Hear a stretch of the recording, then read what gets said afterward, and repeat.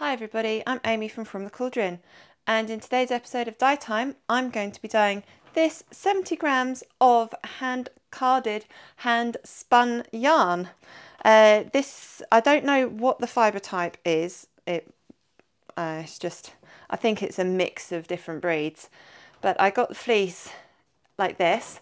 It's been washed, but there's still some bits of vegetable matter in it. So I hand carded that and spun it into this. So I'm going to go put this into pre-soak now while I get everything ready, and don't worry, I'm going to be dyeing this in another video.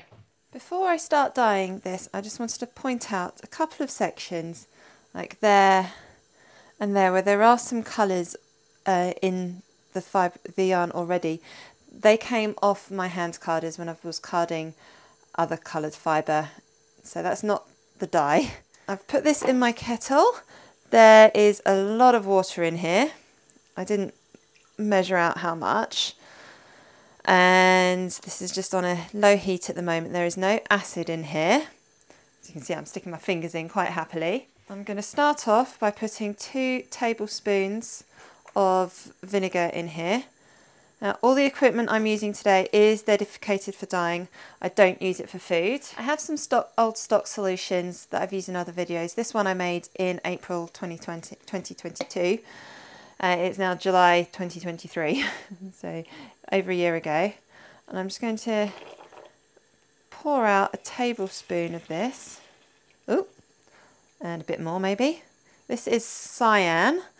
It is a 1% solution. This is from an acid dye from DT Craft and Design. Right, I'm going to leave that for now. Wash my hands because I'm now covered in dye. So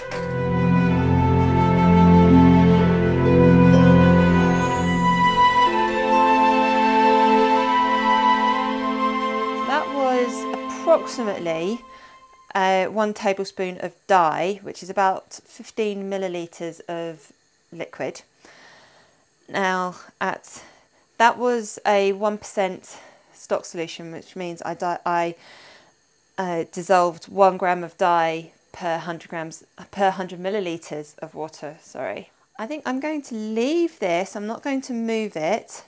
Just let that blue set to the fibre, and then come back and add another colour. That blue is spreading really nicely. It's on a low heat. Because this is not superwash yarn, I am going to keep it on a low heat so that there's not too much movement on in the water, because I don't want this to felt. So I'll leave this to set to the yarn and come back a bit later. This has been steaming for about half an hour now, and you can see there still is some blue in there. I'm not surprised because this cyan does take a long time. But I'm going to move on to the next stage of what I wanted to do. I've got here 2 other little bottles of dye. I've used these in videos before. I didn't label them, so I've forgotten what they are. This is yellow, and I think this is yellow from DT Craft and Design. It's an acid dye. And this one, it's either a red or a magenta from DT Craft and Design. I cannot remember.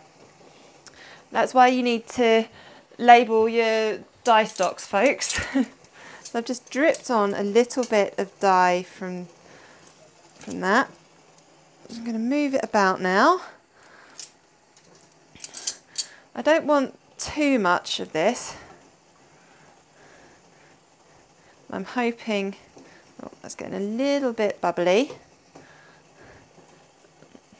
I think there's more of this one than the other one. It's coming out a lot quicker.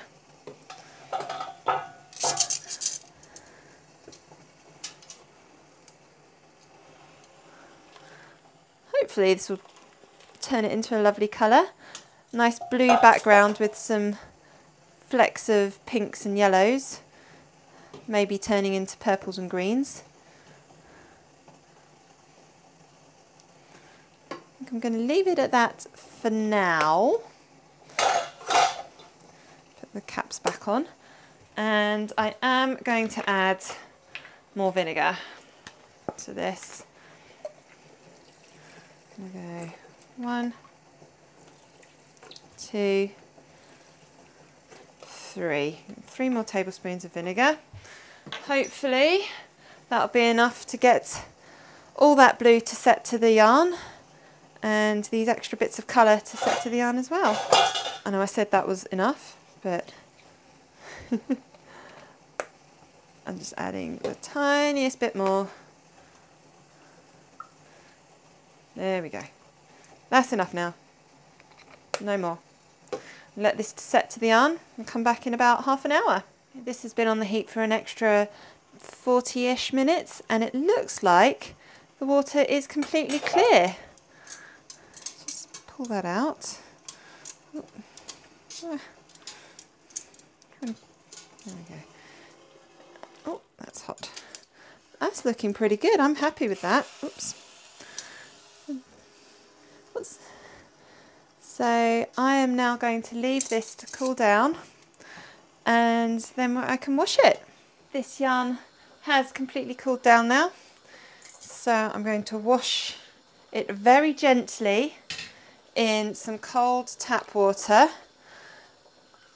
I'm not going to rub it, I'm going to gently squeeze. Looks like all the colour is in the fibre. I'm going to add just a little bit of washing up liquid. There's possibly a bit of blue coming out of this. I'm not worried because that's kind of what blues do. As long as there isn't too much and it doesn't change the colour of the yarn, then I'm happy. I mean, the runoff water is clear, so I'm going to just let this soak, and then in about 5 minutes or so I can come and just change the water. If there is significant bleeding, I will check back in, but otherwise I will just rinse this a few times and then hang it on the line to dry. And here is my finished yarn. I'm really happy with this. I love the colour. I love how it's all, you've still got some other bits of colour in there, but it's all quite mottled and subtle. And there are some bits, yeah, some brighter pops. You can see that some of the yarn is bluer than other parts.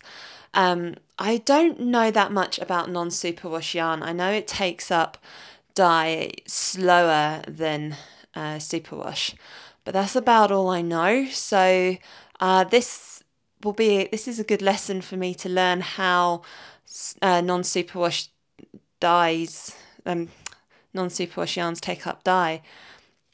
You can see it is a bit mottled and it's just really pretty, and there's all these fluffy bits that I just pull out. But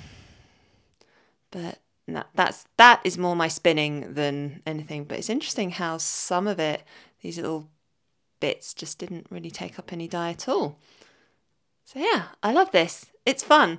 I carded it, I spun it, and I dyed it. Thank you so much for watching this video. I really hope you enjoyed it.